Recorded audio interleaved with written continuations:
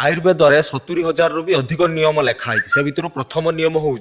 भोजनांते विषमबारी माने भोजनर अंत माने भोजन कर सारिबा परे जदि आपण पानी पिउचंदी बारी माने हूँ पानी पानी पिउचंती जदि ताले आपण जानि नियंतु सेटा पानी नुहे आपण विष पी देले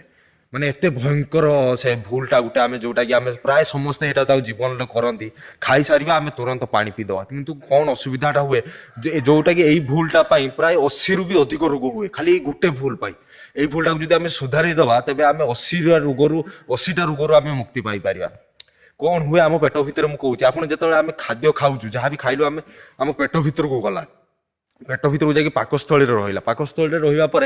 पेट हजम करे केमती हजम करे सेठी गोटे अग्नि जले आम जमती आम खाइबा आरंभ करिबा आम पेटर संगे संगे गोटे अग्नि जलिबो सेटा हिंदी में कहते जठराग्नि जठर मान हूँ पाकस्थली पेटर जठर जोटा कि नाभीर आमर जस्ट लेफ्ट साइड रे ही अच्छी एति बड़ जगहटा सेटा हूँ खाद्य आम जहाँ भी खाऊे आम जाकि सेठी रोचे गोटे अग्नि प्रदीप्त हुए तुरंत खाइबा जहाँ भी गला से पेट ऑटोमेटिक तार सिस्टम से हजम करने लगे से अग्निटा लगे से अग्नि जलुथुव हठात आप गोटे चुली जो खाइबा बसौंट चुली निआं लगेले कड़ाई बसिले जहाँ खाइबा भी रखुंट से खाद्य केमती तैयारी केमती होउछ तळे निया जळुछ जते पर्यंत निया जळुछ से खाद्य आपनको रेडी होउछ जेतो निया लिभि जिवो से खाद्य सेमती सतिक रही रही जिवो सेही भलिया हम पेट भी हम देह भी पूरा डिटो सेमतिया तो आमे जते बळे हमर अग्निटा जते बळे हला खाइबा हजम होवा चलला ठीक आपण खाइ सारले तुरंत पानी पी देले कोन हबो से अग्निटा लिभि जिवो चुली रे पानी ढाल देले कोन हबो अग्नि लिभि गले आपण खाइबा जोटी जेमती थिवो सेमती ही रही जिवो सेही भलिया से खाद्य हमर अग्नि लिभि गले पेट भितरे से खाद्य हजम हबनी हजम न हवा द्वारा से खाद्य सेमती पड़ी रहा द्वारा 100 रु भी अधिक विष सृष्टि हम माने से गुड़ा एसिड सब क्रिएट हम से खाद्य जदि हजम न हुए से विष 100 रु भी अधिक विष जो क्रिएट हम से सब आम रक्त देहरे चारिआडे से सब ये हम फल कि आमको 80 रु भी अधिक रोग हम एसिडिटी गैस रु आरंभ कैंसर रे जाकि शेष 80टा रोग आयुर्वेद लिखाई गणा हो पूरा 80टा रोग हम ही हम तेणुक यही नियमटा बदल आप मन में गोटे प्रश्न आसो आम पा पीवा जब केत पीवा आप खाद्यर जदि भी पा पीवा चाहूँगी तेज 40 मिनिट पूर्व सफिसीयंट पा पिंतु ठीक खाद्य खाइबार 40 मिनिट पूर्व सफिसीयंट पा पिंतु अथवा खाई सारिबार ठीक घंटे पर आप पा पिंतु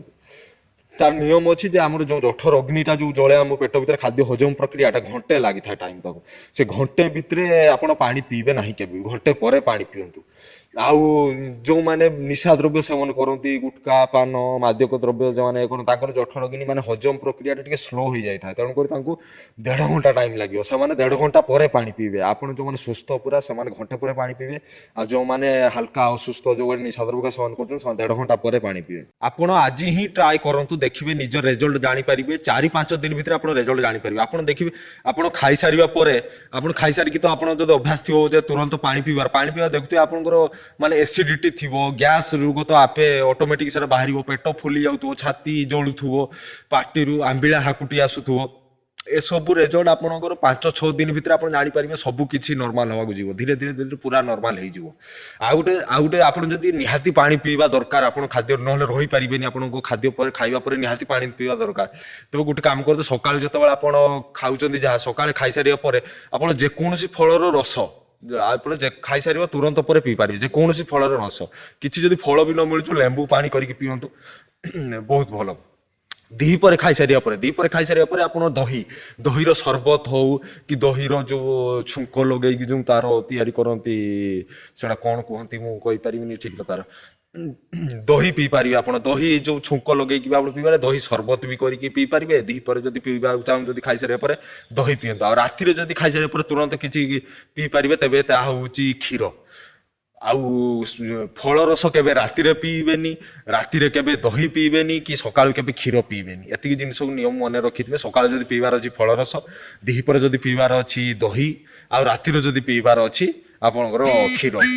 एतिक जिनिस नियम मानिक रखु देखंतु आपण 5-6 दिन भीतर रिजल्ट पूरा आपन सामने थिबो।